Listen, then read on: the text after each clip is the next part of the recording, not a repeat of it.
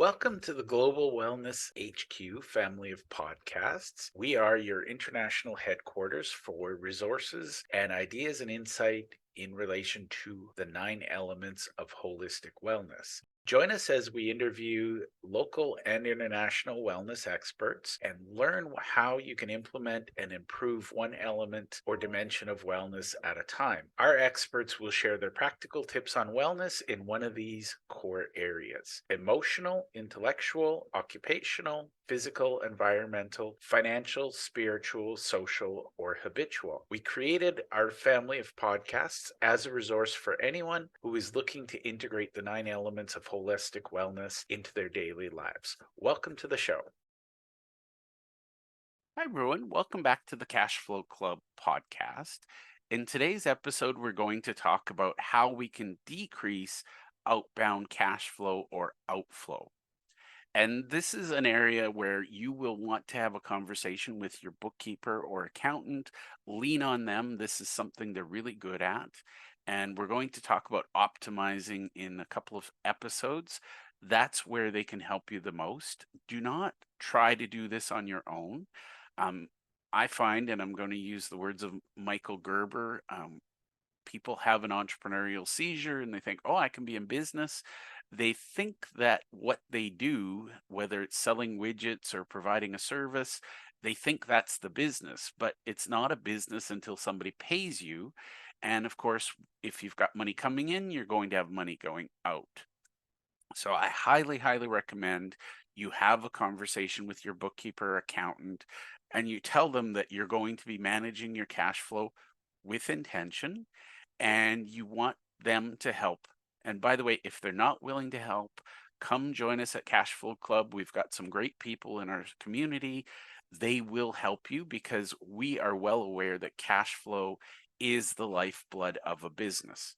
So I'm going to be honest, if you're not actively managing your cash flow, your success is going to come down to dumb luck. I don't mean to be rude, I don't mean to insult, but cash flow is a delicate balance. And, the simple thing is we need to have more cash coming in that goes out. That's how you build a business. And the cash has to come in faster than it goes out. So timing is everything as well. And if you're not actively managing your cash flow, how can you possibly actively manage your business? So my top three, and this is just my top three in Cash Flow Club. We spend a lot of time, we brainstorm, how can we decrease the outbound cash? Now, I need to give credit where credit is due. A dollar saved is a dollar in your business's bank account at the end of the month. So a dollar saved is superior in many, many ways to a dollar earned because a dollar earned, we have expenses to earn that dollar. So a dollar earned does not necessarily result in a dollar saved. I believe personally, I find that a dollar earned is way more exciting than a dollar saved. So I do both. And what we want to do is give people that momentum of earning more revenue, but we also need to have the discipline of saving more on the expense side. So my number one strategy is negotiating with vendors. And this might not feel natural to you, but sometimes you just need to say, is that your best price? And by the way, price is not the only thing you're going to negotiate on. Maybe delivery date is important to you. Maybe quantity is important. I need 100 units of this. If you can't deliver 100, I'm going to have to go somewhere else and I might have to pay a higher price. But basically, you want to find ways you can negotiate with your vendors. And sometimes the only answer is we have a backup vendor. If we're working with a bank, for example, and they're charging us high, high rates, high fees, maybe we look at a credit union, maybe we look at another bank and we say, is there a way to reduce the fees? So over the long term, everything in your business is negotiable. And the loneliest number is one. You don't ever want to have one supplier or one critical point of failure. So always have a backup vendor. And by the way, proposals from backup vendors can be used to negotiate with your main vendors. It's a little bit of hardball, but the reality is cash flow management is about separating the strong from the weak. We want to be the strong. Now, the second part, this is where a great bookkeeper or accountant will come in. Fair warning, you can't do this unless your books are up to date. And what I mean by that is your books should always be current. Absolutely worst case scenario, no more than a week out of date. But in a perfect world, they should be updated daily. Whether you have an in house bookkeeper or you have somebody on retainer, with modern technology like QuickBooks Online or Zero, you can literally access the bank accounts, you can reconcile everything. There is no excuse for your books to not be current. Now, you might be thinking, who cares about the books? It's keeping score. I use it to file my taxes at the end of the year. No, in Cashflow Club, we use bookkeeping records, current bookkeeping records, to make management decisions. So, again, if you're not keeping your books up to date, you're relying a lot on chance and luck. We at Cashflow Club, we rely on intention and sound decision making skills. So, make sure you have this conversation with your bookkeeper accountant. If they're not willing to help or keep you up to date, we'll help you find somebody else in our circle that does. So budget might not sound exciting. I know a lot of people roll their eyes and go, oh, budget. But the reality is, at the level of, let's say you do project work, you need to estimate how much your expenses are going to be so that you can accurately predict your revenue so that you can determine your profit. So one of the things we do is we look at return on investment, that's ROI, for every dollar spent. So the reality is, we make business decisions based on a lot of factors, but return on investment is our initial filter.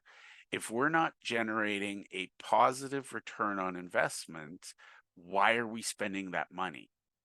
So we want to make sure that the ROI is relevant and material. We want to make sure it's driving us forward.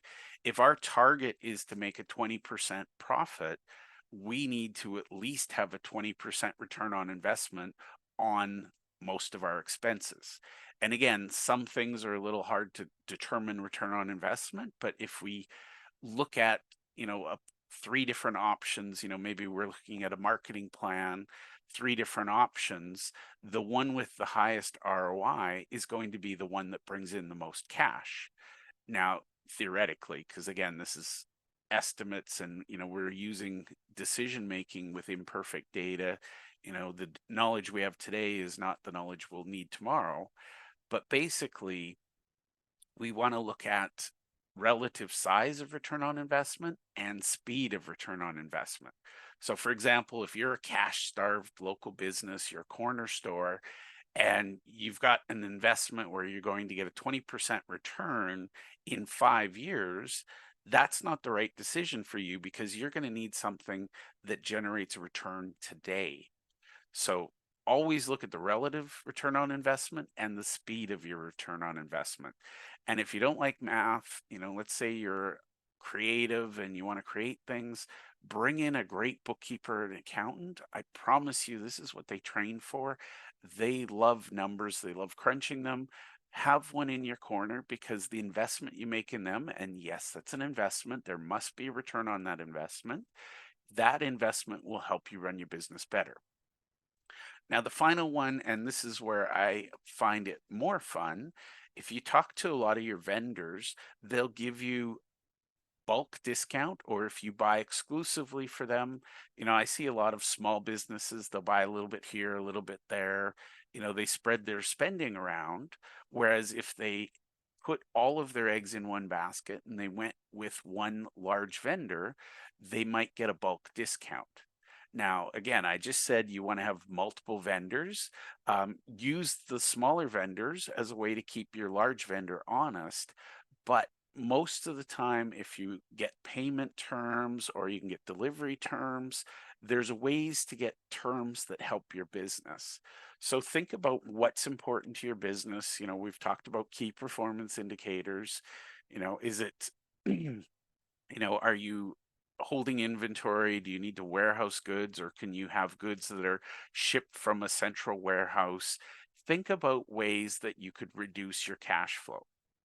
And by the way, purchasing inventory can be crippling for a small business. I've seen it where, people are ordering from China and they have to buy a full boatload or a crate load of something, and maybe they need to prepay before it leaves China, and it takes 3 months to ship. Um, the joke about slow boat from China is not a joke; it's a real thing. Because you've got to cross the ocean, then you've got to get through customs, and then you've got to get delivery to your landlocked place, unless you happen to live in a port city. Um, so delivery dates can be huge, but it's also, if you think about it, if you have to prepay for the inventory before it goes on the boat, you're going to have 3, 4 months before you're able to even start selling that inventory and turning it into cash. So wherever possible, you want to negotiate where there's payment. Maybe you make a deposit up front, but payment is made when it clears customs. So think about the ways your business operates. There is no one size fits all to this, and work with your vendors. If they're good vendors, they'll find ways to support you.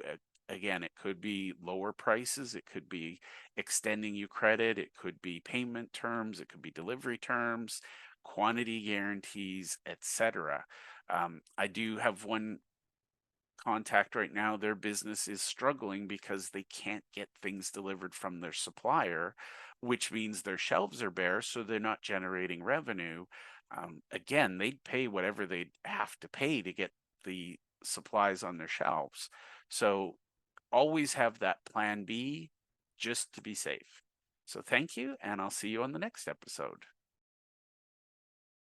Thank you for taking the time to listen to our show. We hope that you enjoyed this episode, and we invite you to either click the link below or scan the QR code to register and listen to other episodes of our podcast. Or if you think your business or you would be a great guest to be on our show, we're always looking for experts in one of the 9 elements of holistic wellness. We'd love to have you. You can either click the link below or you can scan the QR code and complete our speaker intake form. Thank you, and to your wellness.